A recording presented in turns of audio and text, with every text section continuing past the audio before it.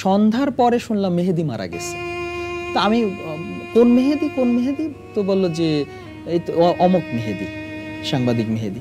তা আমি বললাম যে আমরা তিনজন এক জায়গায় দাঁড়ানো, একজন গুলি খেলো, একজন মারা গেল, আমি চলে না গেলে আমি হয়তো।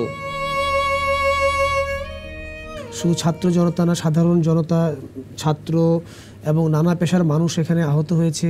পুলিশও তার বাইরে না, তারাও আহত হয়েছে, নিহত হয়েছে। আমাদের সাংবাদিকও নিহত হয়েছে।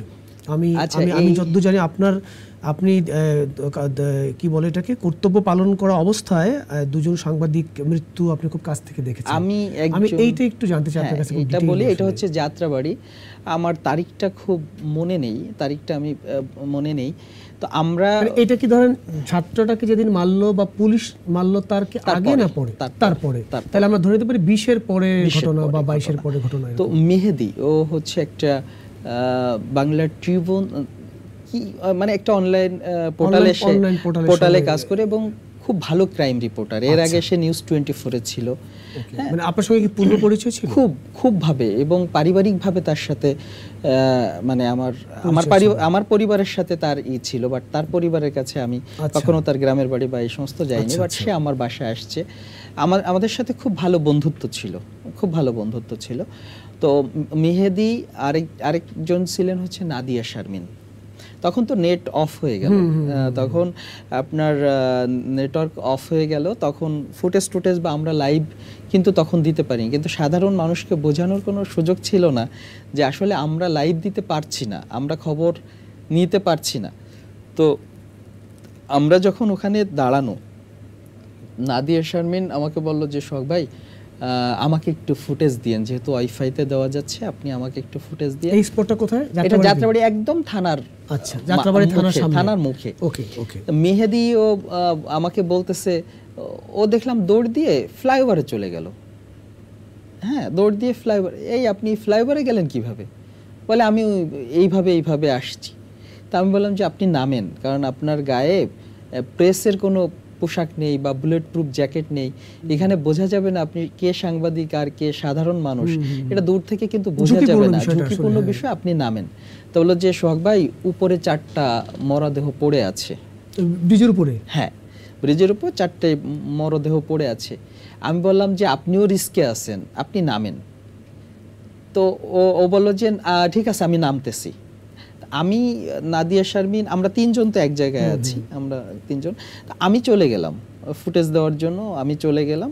চলে যাওয়ার পরে কিছু সময় পরেই শুনলাম যে নাদিয়া শারমিন আমাদের এক সহকর্মী, তার গুলি লেগেছে। হ্যাঁ, তার গুলি লেগেছে, তার ক্যামেরা পার্সনেরও নাকি গুলি লেগেছে। তা আমি খুব, নাদিয়ার গুলি লেগেছে? হ্যাঁ, নাদিয়ার গুলি লেগেছে। তো পরবর্তী নাদিয়া আপনি তো একই সঙ্গে ছিলেন, ও মানে উনি আবার ওখানে, আমি চলে গেছি, আমি তো ফুটেজ দেওয়ার জন্য চলে গেছি, মেহেদি ওদিকে চলে গেল, নাদিয়া শারমিন ওখানে দাঁড়ানো। তো বললো যে আমিও চলে যাব। তা আমি চলে গেছি, নাদিয়া শারমিন গুলি খেলো, নাদিয়া শারমিন আহত হলো। আর সন্ধ্যার পরে শুনলাম মেহেদি মারা গেছে। তা আমি কোন মেহেদি তো বললো যে এই তো অমক মেহেদি, সাংবাদিক মেহেদি। তা আমি বললাম যে আমরা 3জন এক জায়গায় দাঁড়ানো, একজন গুলি খেলো, একজন মারা গেল, আমি চলে না গেলে আমিও গুলি খেতে পারতাম। এই জিনিসগুলো আমাকে খুব মানে আমি খুব ভাবে এগুলো করছি। কাদের গুলিতে মারা গেল, কিভাবে মারা গেল? এটা তো পুলিশের গুলিতে মারা গেল। পুলিশের গুলি? হ্যাঁ, পুলিশের গুলিতে। পুলিশের যে ওই যে এপি নাকি যেন আছে, যেটা ঘুরায় হচ্ছে গুলি করে, এই গুলিতে সে মারা গিয়েছে। হ্যাঁ, পুলিশের গুলিতে সে কনফার্ম মারা গিয়েছে, পুলিশের গুলিতে। তো পরবর্তীতে আমি শিওর হওয়ার জন্য তার যে কাছের বন্ধু ছিল বা তার সাথে যোগাযোগ করলাম, সে ছবি পাঠালো, পরে বুঝলাম যে তখন আপনি কনফার্ম হলেন যে মানুষটা আপনার কাছ থেকে ফুটেজ চাইলো সেই মানুষটাই আসলে খবর হয়ে গেল। হ্যাঁ, তো এই গেল আরেকটা ঘটনা। এরপরে 4 তারিখে আমরা কি করতাম, আমরা ওই খবর নেওয়ার জন্য আমরা সন্ধ্যা পর্যন্ত মোটামুটি যাত্রাবাড়িতে থাকতাম। এই ফুটেজগুলো করতাম কি আমি অফিসে এসে দিয়ে যেতাম, মেমোরিতে নিয়ে এসে অফিসে দিয়ে যেতাম। এই কয়দিন আপনি র্যান্ডমলি যাত্রাবাড়িতেই আপনি আসলে? হ্যাঁ, আমি কন্টিনিউ যাত্রাবাড়িতে, যেহেতু আমার বাসা ওদিকে, এই কারণে এই অফিস থেকে ওখান থেকে নিউজ কভার, হ্যাঁ, এই কারণে আমি ওখান থেকেই করতাম। আর ফুটেজগুলো যখন আমি দিতে পারিনি, নেটে যখন নেট সরবরাহ বন্ধ করে দিল, তখন মেমোরি কার্ড দিয়ে কিন্তু আমি চুপি চুপি অফিসে এসে ফুটেজগুলো দিতাম। এবং আমি যখন আসতাম না, তখন আমি খুবই নিরাপত্তাহীনতায় আসতাম, খুবই রিস্ক নিয়ে আসতাম। আপনি চিন্তা করতে পারবেন না যে সারা রাস্তায় নীরব থমথমে অবস্থা, এর ভিতর থেকে আমাকে আসতে হতো।